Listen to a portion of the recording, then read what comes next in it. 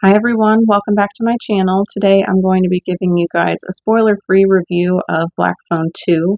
But before I get into that, I would like to discuss with you guys a little bit about the Black Phone as well. And there will be spoilers for the original movie in here. So first off, I just wanted to say that I am glad that I rewatched this movie a little bit before I was going to go see Black Phone 2, just so it was fresh in my mind. I really enjoyed my time watching this one again. It had been way too long since I had seen it. I think that Scott Derrickson is a really good director, and I really enjoy his style. I think specifically the scenes that just stick out for me are the really gritty, grainy ones. And that's not something that I typically even think about as far as like filmmaking goes. I'm just more in it for the performances of the actors most of the time. So when something does stick out to me that the directors do, I think that's a pretty good sign. I really like Ethan Hawke in this performance as the grabber. I think that he does such a good job at being just terrifying in this, specifically the scene where he is waiting upstairs in the kitchen for Finney to hopefully come up there so he can attack him, where he is just, shirt off but mask on. That is just so creepy. And I think that he really wowed me in this role. It was just not something that I expected from him. But I liked that he got to be in this movie as well as James Ransone. I loved both of them in Sinister, and I think that James is really a scene stealer in any movie that he's in. He's got really good comedic delivery, and he definitely brought that to this movie as well. Even more so, though, I really love the performances from our two leads, being Finney and Gwen. And I think that Finney's arc in The Black Phone is just so, so good. We have him starting out in the beginning of the movie where he is picked on by other kids and probably his father as well, as we see later in the movie. And he's got his friends or even his sister that stick up for him. And he's already being told before he gets captured that he needs to start standing up for himself. And then when he does get kidnapped, he is put in that situation where he has no choice but to stand up for himself at that point. And, seeing him when he actually does have that final confrontation with the grabber and how he gets the upper hand on him and ultimately takes him down is just, it's so satisfying for him for sure. I really love Gwen in this as well. I think that she can really do it all here. She is so, so funny. Whenever I have a movie that I'm watching that has someone cussing really unconventionally, that's something that I love to see. I don't know, maybe I'm just childish, but I find that to be absolutely hilarious. And she does so well at that in this one. And then she can also do the dramatic stuff really well. We have a scene where she is, I'll just say, suffering at the hands of her father. And her delivery in that scene just chokes me up so, so much. It did when I saw this for the first time in theaters, and it did the other day when I rewatched this movie, actually even more so this time. I think that now that I am a mother, it is so much harder for me to see children in, tough scenes like that or be put in dangerous situations. And, all the stuff with Finney being taken by the grabber is scary, but I don't know, you're just kind of expecting that. But when you get a scene like that where it's coming from their parents, that is just so much harder to watch, because when you become a parent, you can really see how easy it is to just be a good parent for your child, and seeing anything other than that is just really, really hard.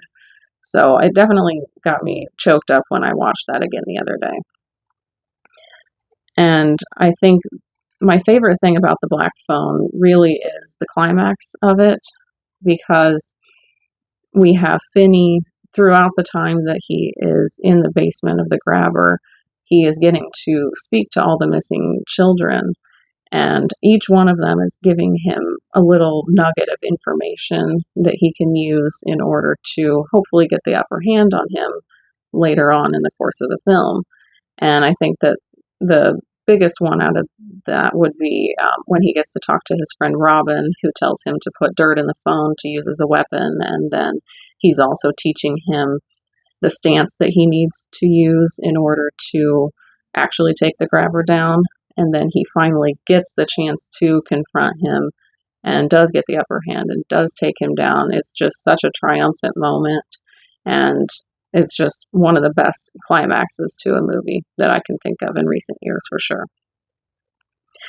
But now we can move on to my spoiler-free thoughts on Black Phone 2. So one thing that I was curious about going into this one is how are they going to bring the grabber back, as he did definitively die in the first film. And without giving too much away, I will just say that the capacity that he is brought back in, I think, is good, and it makes sense with the lore that we get from this movie.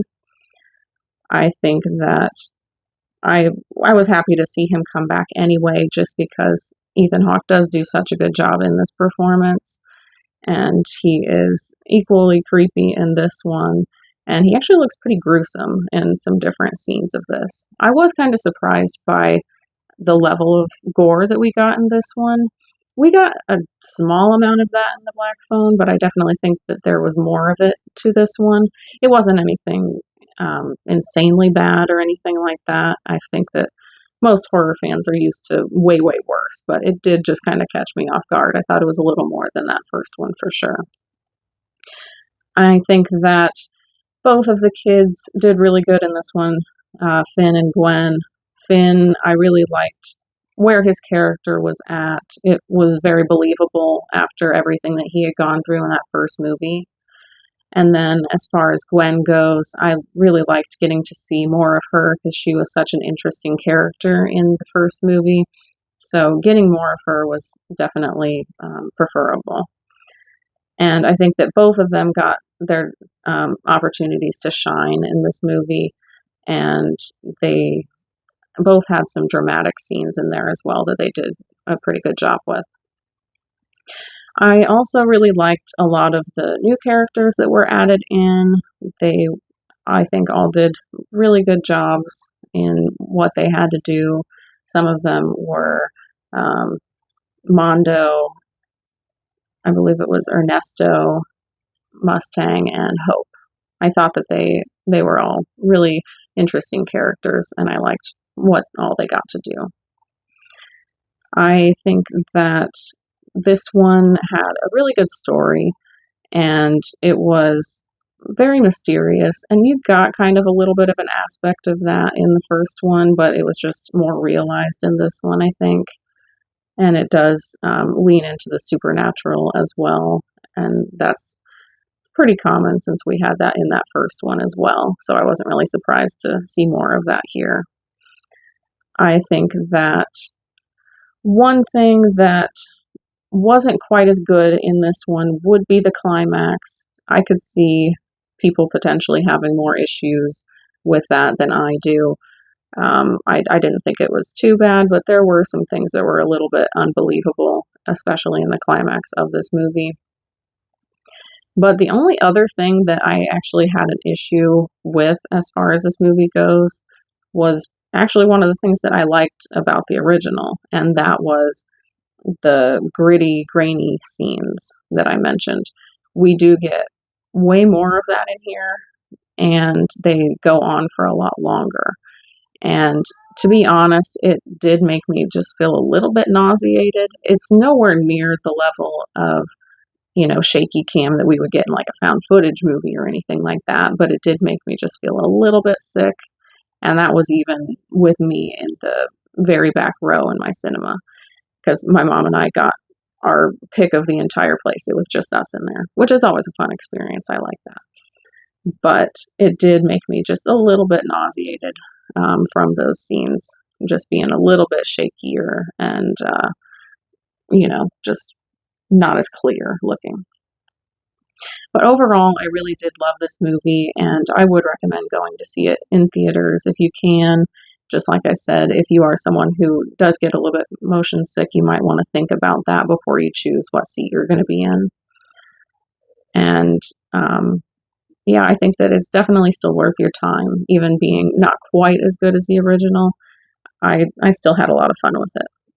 So let me know down in the comments if you have seen Black Phone 2 yet and what your thoughts on that were. Just try to not spoil anything for anybody or just announce it before you are going to say any spoilers. Also, let me know your thoughts on the Black Phone because I would like to talk about that as well. Then, if you enjoyed it, leave a like on the video and consider subscribing if you haven't yet for more horror content. I do post 2 new videos each week. You can follow me on Instagram for updates on my channel as well as more horror content. And you can also follow me on Letterboxd to see my most recent watches and, brief thoughts on those as well. You can find links for both of those in my channel description. I want to say thank you so much to everyone who has been showing me support so far. It doesn't go unnoticed for sure. My name is Devin. This is Carpenter Hill. Thanks for watching.